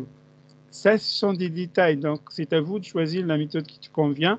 Mais au bout du fil, il faut déterminer les équations donc, correctement. Et obligatoirement, tu vas te sentir, tu te sens obligé, en fait, après, de vraiment projeter dans la base du repère R0. Ben voilà, donc, en fait, j'anticipe et j'exprime tout dans la base R0. Alors, on avance. Oui. En avance. Il y a donc S bar c'est 0,4G. Il reste maintenant l'action de l'apesanteur. Donc ce que j'ai présenté tout à l'heure, j'ai présenté les liaisons, l'action de l'apesanteur, la notion de l'extérieur, théorème généraux de la statique. Ça, ce sont les éléments donc en fait qu'il faut vraiment maîtriser pour pouvoir entamer une partie statique. D'accord? Voilà. Là, donc, en fait, pour déterminer le torseur d'action mécanique de l'apesanteur, l'action de l'apesanteur, c'est au point G. Donc, moi, je veux l'exprimer au point O. Donc, je vais transférer le moment. Le moment au point O de G sur S, c'est OG vectoriel MG. comme je l'ai présenté tout à l'heure, c'est un calcul simple, vous trouvez ce résultat. Et voilà, donc en fait, c'est 0, 0 moins mg, YG cosinus bêta, et voilà. Et j'ai terminé, je pense maintenant, je peux déterminer le torseur des actions mécaniques extérieures. Et voilà. Donc ça, c'est une question basique. Ça existe un peu partout dans les concours. Peut-être vous n'aurez pas une partie statique, mais vous aurez une partie dynamique. Et là, tu te sens obligé de déterminer ce torseur. Oui, ce torseur est égal au torseur dynamique. De toutes les façons, c'est une compétence qu'il faut développer chez vous. Il faut savoir déterminer le torseur des actions mécaniques extérieures. Si tu es capable de déterminer ce torseur, le même système, je peux travailler avec une partie dynamique. Et ça, tu vas garder le même torseur, mais je vais rajouter des questions sur le torseur dynamique. D'accord? Je ne vais pas considérer mon système au repos. Maintenant, je peux considérer mon système, il est en mouvement, et je vais essayer de faire le réglage du bêta. Donc, le solide S, il bouge. D'accord? Et je vais étudier le système dans cette phase. Voilà, donc en fait, on peut toujours poser un problème, donc en fait dynamique, mais toujours tu vas utiliser le même torseur. Donc là, c'est une compétence vraiment qu'il faut développer pour pouvoir avancer. Bon, voilà. Oui, en appliquant le théorème du moment statique au point O en projection sur l'axe X et 0, montrer que l'effort F qui exerce 4 sur S est défini par. Là, pourquoi vraiment j'ai demandé d'appliquer le théorème du moment statique en projection sur X et 0? Ben, si vous regardez la liaison pivot, c'est d'axe OX et 0. Et le moment de ce torseur sur X et 0 est nul. D'accord? Et moi, je ne veux pas vraiment une équation qui contient des inconnus. Là, donc, en fait, c'est le théorème en projection sur l'axe X et 0 qui permet de déterminer ça. D'accord? Donc, c'est pour ça que je demande uniquement la projection sur l'axe X. D'accord? Donc, voilà, donc, c'est très simple. X0 scalaire, le moment point O de S bar sur S est égal à 0. Je reviens à ce torseur. Donc, je trouve avec ce morceau, BF moins MG YG cosinus bêta est égal à 0. Et j'ai besoin uniquement de ça. Et voilà, donc F est égal à MG YG cosinus bêta sur B. Voilà. Puis, la question suivante. Ah, je pense qu'il y a quelque chose qui ne marche pas. C'est la même chose. Bon. D'après le cahier de charge, la charge maximale admissible par l'essieu de la passerelle est 70 tonnes. Ça va une tornade. On travaille avec un effort, on le mesure avec le newton. Ça va une tornade, ça veut dire قديش من نيوتن هذه. Ça va une tornade, c'est-à-dire 7 10 exposant 4 kg. Si vous multipliez 7 10 exposant 4 kg fois 10, vous trouvez l'équivalent en newton. Est-ce que cette condition est respectée? Sachant que M est égal à 60 tonnes, G est égal à 10 mètres secondes moins 2, YG est égal à B égal à ainsi de suite. C'est un simple calcul qu'il faut faire. Donc, MG, YG, cosinus bêta sur B. Donc, l'application me donne 40 tonnes. Donc, 40 tonnes, c'est nettement inférieur à 70 tonnes. Le cahier de charge est très bien respecté. Voilà. Ça, c'est l'exercice 2. Bon. Pour les deux autres exercices, ben, si vous avez remarqué, j'ai corrigé 1 et j'ai corrigé 4. Il reste 2 et 3.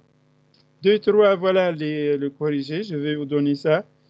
La séance, je vais donc clôturer. Mais voilà le corrigé. Vous pouvez travailler ça chez vous. Et voilà le corrigé. Je vais publier ça. D'accord? Vous aurez le corrigé de l'exercice 3. Donc, j'ai essayé de faire ça à la main.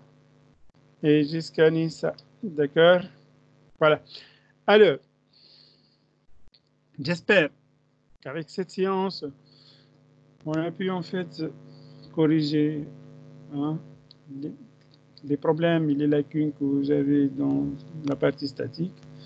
Pour les gens qui sont déjà, donc en fait, qui n'ont pas de problèmes, ils ont fait quand même une bonne révision. J'espère qu'on a fait une bonne séance ensemble. Donc, je vous souhaite bon courage, bonne chance. Merci. Merci, monsieur. Merci monsieur Aïch. Merci, monsieur. Merci. Merci, monsieur. Voilà, donc j'arrête l'enregistrement. Donc, la séance prochaine portera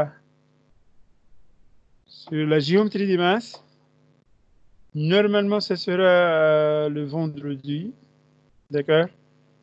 Donc, le vendredi prochain, normalement, Rodwa là, donc pas de Rodwa. Je vais annoncer ça, je vais afficher ça. Voilà. نسيب ليكي باش تهبط لنا تي في الواحد هبط معاه اللين باش الناس الكل تدخل معناها. تي دي انا تي دي كوريجي شوف جيومتري دو ماس. اي نحط فيها في الواحد في البلوج ونهبط لكم في الواحد.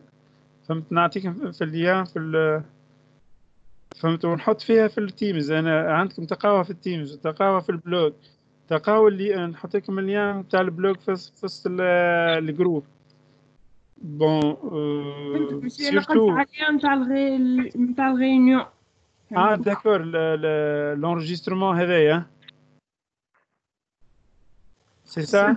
قد اللين تاع الغيونيون جيم تاع الغيونيون ككل معناها باش الناس تدخل.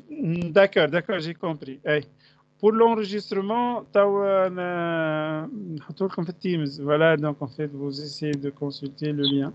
كيكا نتاع جيومتري دي ماس تنجم تحطوا لنا غدوه في كي تنجم معناتها مش بعد غدوه. بي جو في فير. هو راهو شوف انتم كل سيونس وانا نبدا نحضر. يعني السيونس هذيا اللي شفتوهم سكانيتهم حطيتهم لكم هذوكم قبل شقان فتره ريقلتهم لكم باش تاخذوا كوريجي. دونك ان شاء الله دونك كان غدوه الصباح نحط لكم تي دي. دونك جو فيريفي سي 3 اكزرسيس ونحط لكم تي دي. داكوردو ان شاء الله. باهي هكا. دونك بروفيت بون نوي. يعطيكم صحه وكوراج وربي يوفقكم. Merci monsieur, bonne nuit. باي باي. عاشك monsieur, bye bye.